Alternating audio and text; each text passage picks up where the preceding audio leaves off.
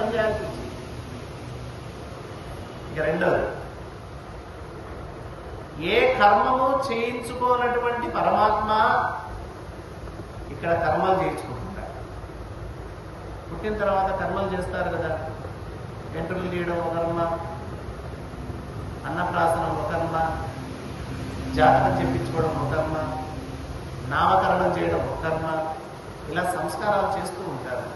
ఆయనకు ఏ కర్మలు అంటవు, ఏ కర్మలు చేయించుకోడు శ్రీ మహావిష్ణువు. కానీ ఇక్కడ అవతారం ఎత్తినందువల్ల ఈ కర్మలన్నీ చేయించుకోవాల్సిన పరిస్థితి. అందరికీ తల్లి ఆయనే, అందరికీ తండ్రి ఆయనే, అందరికీ ప్రభు ఆయనే, అందరినీ పోషించేది ఆయనే, అందరినీ పాలించేది ఆయనే. మరి జగత్తునంతా పాలించేటటువంటి శ్రీ మహావిష్ణువు యశోద పాలు తాగి బతకాల్సినటువంటి పరిస్థితి. ఎవరి పాలింపుడు పాలు? అందరినీ పాలించే ప్రభువు యశోద పాలు తాగి బ్రతకాల్సినటువంటి స్థితి. ఎందుకంటే అవతారం ఎత్తాడు. ధర్మం కోసం అంత కిందికి వస్తాడు ఆయన, న్యాయం కోసం అంత కిందికి వస్తాడు, మంచి వారిని రక్షించడం కోసం అంత కిందికి వస్తాడు, కష్టాలు పడతాడు పరమాత్మ. ఆయనకు పెరగడం లేదు, ఆయనకు తరగడం లేదు. పెరగడం తరగడం లేని ఆ పరబ్రహ్మ యశోదమ్మ ఒడిలో అణికి మణికి పెరగాల్సిన పరిస్థితి ఏర్పడింది. ఎన్నో తపస్సులు చేస్తే ఇబ్బంది బట్టి చెప్పండి, అవుతాం. వర్షం కొద్ది వర్షం పడుతుంటుంది. ఎన్నో తపస్సులు చేస్తే పెద్ద పెద్ద మహాత్ములకు, మహర్షులకు, సాధువులకు, సంతులకు దొరకనటువంటి ఆ పంట చూడటానికి కూడా అవకాశం ఉండదండి భగవంతుడిని. కొన్ని వేల సంవత్సరాలు తపస్సు చేస్తే భగవంతుడు ప్రత్యక్షం కాడు. అయితే కాసేపు చూస్తాం, మళ్ళీ వెంటబడి అదృష్టమైపోతాడు. మరి అలాంటి పరమాత్మ యశోదమ్మ ఇంటిలో ఒక పంటగా, బంగారు పంటలా పండాడు. ఎంత అదృష్టం వల్ల. ఎన్నో శాస్త్రాలు చదువుతాం, వేదాలు చదువుతాం, ఉపనిషత్తులు చదువుతాం, అర్థం చేసుకుంటాం, విచారణ చేస్తాం, భగవంతుని చూడాలని భావిస్తాం. ఎన్నో శాస్త్రాలు చదివి, వేదాలు చదివి, ఉపనిషత్తులు చదివితే కూడా తెలియరానటువంటి పరమార్థం ఇక్కడ బాలుని చూసి కలుగుతూ ఉండట ఆయనలో. ఎవరికి? యశోదమ్మకు, నందనికి, అక్కడ ఉన్నటువంటి వాళ్ళందరికీ. ఇలాగా శ్రీకృష్ణ పరమాత్మ రకరకాల లీలలు చూపిస్తూ ఉన్నాడు. అంతేకాదట ఏం చేస్తున్నాడు కృష్ణుడు ఇక్కడ? చేయుత కరణించెన్నందు సంతోష దృష్టియుతుండై నవ్వుతుం జనార్దనుడి వాక్యం బోల్చు రోషించి ఉన్న ఎడన్ రుద్రుని భంగునొప్పు సుఖానందములను పొంది తన్మయుడై బ్రహ్మోభాతి పావుడవరు బాహ్య బాల్యంబునం. ఇక్కడ కొత్తగా చేస్తున్నాడు. సృష్టికర్త బ్రహ్మ ఆయనే, సృష్టిని నడిపే విష్ణువు ఆయనే, లయం చేసే రుద్రుడు ఆయనే. మూడు ఆయనే, వేరెప్పుడు చూడకండి. బ్రహ్మ, విష్ణు, మహేశ్వరుడు ఒకడే.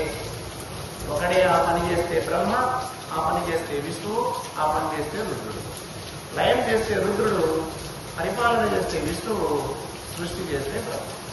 అదే బ్రహ్మ వేరు, శివుడు వేరు, విష్ణువు వేరు, ఈశ్వరుడు వేరు అనుకోవాలండి. ముగ్గురు ఒకటే.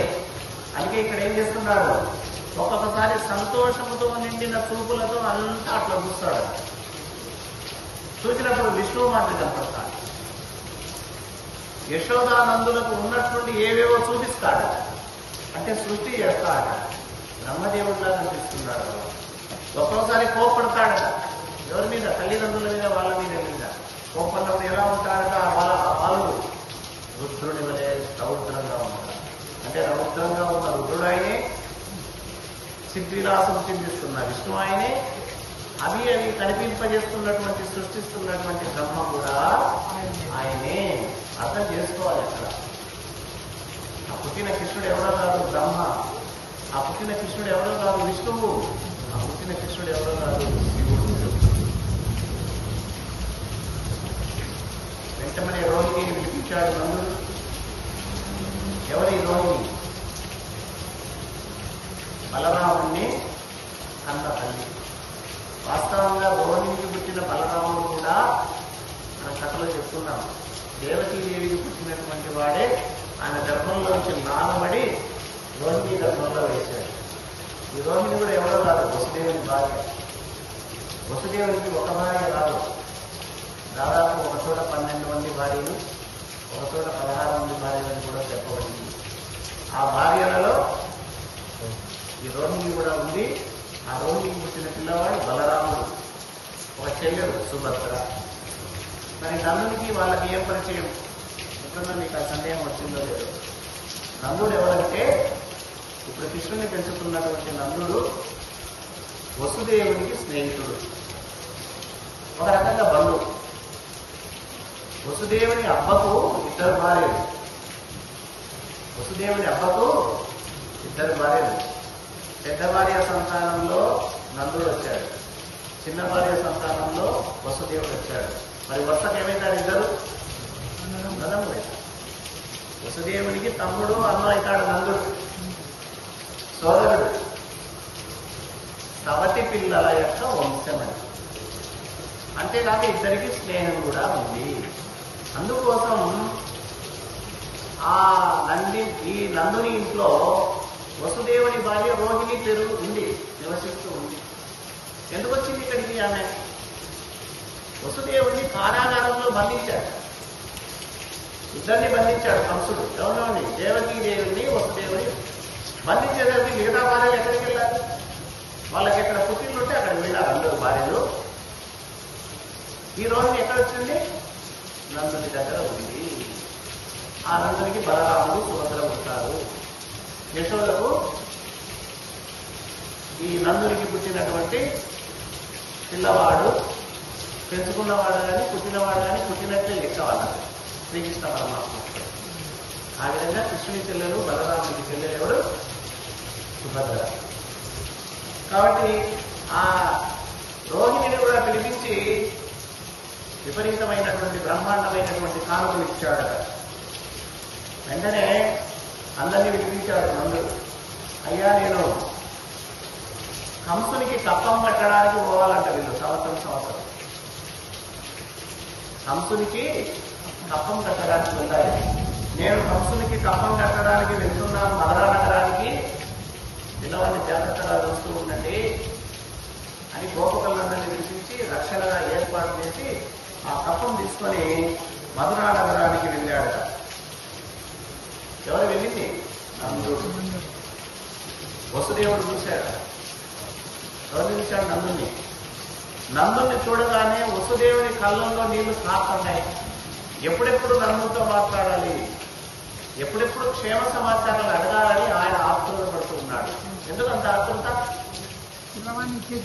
తన కొడుకున్నాడని భ్రాంతి. చూడండి ఎట్లుంటారు. తెలుసు, వసుదేవునికి తెలుసు. ఆ పిల్లవాడిని ఎత్తుకొచ్చింది ఆయనే, యమునా నది దాటింది ఆయనే, తెచ్చి యశోద పక్కన పడుకోబెట్టింది ఆయనే కదా వసుదేవునికి. నా కొడుకు ఎక్కడున్నా అంటే నా కొడుకు రేపల్లిలో యశోదానందుల దగ్గర పెరుగుతున్నాడని ఆయన తెలుసు. వీళ్ళకి తెలియదు. వెంటనే కౌలించుకున్నాడు వచ్చి. నందుని కౌలించుకొని సుఖమైన ఆశీర్వాదం చేసి ఏమంటున్నాడంట? సంతతి లేదని ముందు ఘనచింతనముల మునికి ముదిసి చిక్కిన నీకులు సంతతి కలిగిన భాగ్యము సంతతి నీరునికి సౌఖ్య సంతతి కలదే. ఓ మిత్రమా, ఇన్నాళ్ళు నీకు పిల్లలు లేదని నువ్వు చాలా బాధపడుతుంటివి.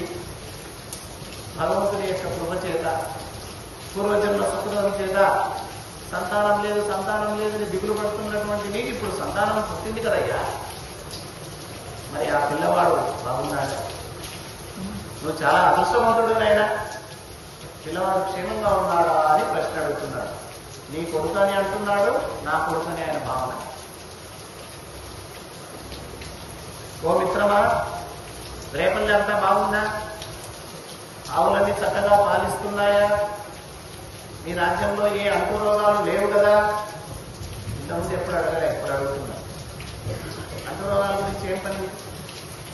అంటే అంటు రోగాలు లేకుంటే ఏమన్నా నా కొడుకు అంటు రోగం సోకుతుందేమో అని ప్రేమ. మీ ప్రాంతాలన్నీ వర్షాలు బాగా పడుతున్నాయా? చెరువులు కుంటలన్నీ నిండుగా ఉన్నాయా? గోవులు ఎక్కువగా ఉన్న చోట పులులు, చిరుత పులులు, అడవి మృగాలు వస్తుంటాయి, జాగ్రత్త సుమా. ఆవులు ఎక్కువగా ఉంటే ఆవులను తినడానికని చిరుత పులులు, జంతువులు, క్రూర మృగాలు వస్తుంటాయి అడవుల్లోకి. మరి వస్తే అవి ఆవులే కాదు కదా.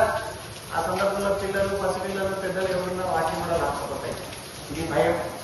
జాగ్రత్తగా ఉందని చెప్పకనే చెప్తున్నాడు. ఈ జాగ్రత్త అంతా నందుని మీద ప్రేమ కాదు, నందునితో పెరుగుతున్న తన కొడుకు మీద ప్రేమతో చెప్తున్నాడు. మీ గొల్లపల్లెలన్నీ వృద్ధి చెందుతున్నాయా? చక్కని పచ్చిక బయళ్ళు ఉన్నాయా అని క్షేమ సమాచారం అడిగాడు.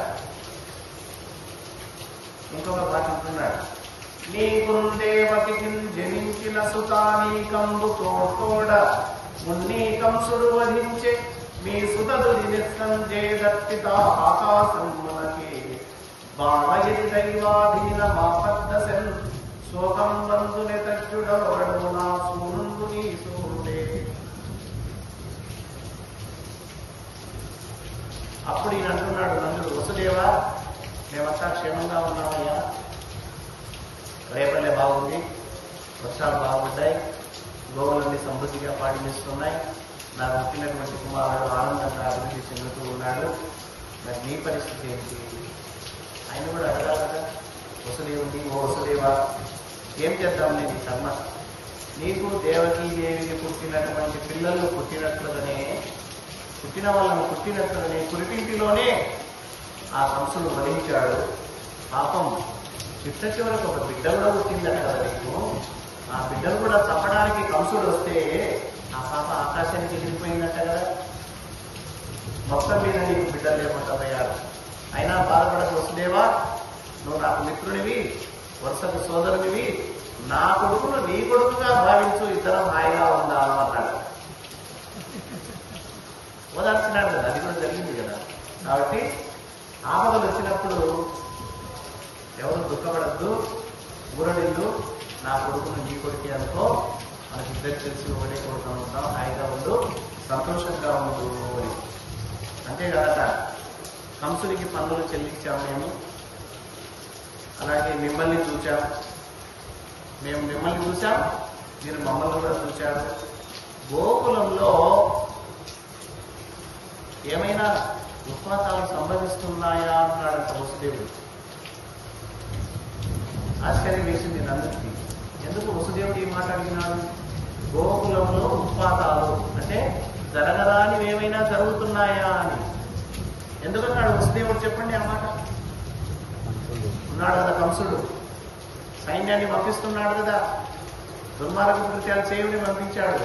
ఆ విధంగా ఎవరినైనా రాక్షసులను రేపల్లెకు పంపించాడా? ఆ వచ్చినటువంటి రాక్షసులు ఏదైనా ఉపద్రవం, ఏదైనా ప్రమాదాన్ని తెస్తారేమో, జాగ్రత్తగా ఉంటుందంతా. మిత్రమా, నాకు సూచిస్తుంది ఒక సూచన, రేపల్లెలో ఇక ఉత్పాతాలు జరగబోతాయి, ఉపద్రవాలు జరుగుతాయి, ఆపదలు వచ్చే పరిస్థితి ఉంది. కాబట్టి నీవు, నీ భార్య, నీ పిల్లలు, నీ గోకులం, నీ రేపల్లె క్షేమంగా ఉండేటట్లు జాగ్రత్తగా ఒక కంట కనిపెడుతూ ఉండు, జాగ్రత్తగా ఉండు అని హెచ్చరించాడట వసుదేవుడు. ఇక ఏ ఉత్పాతాలు ఉంటాయనేది మళ్ళీ వారం సభలో చెప్పుకుందాం.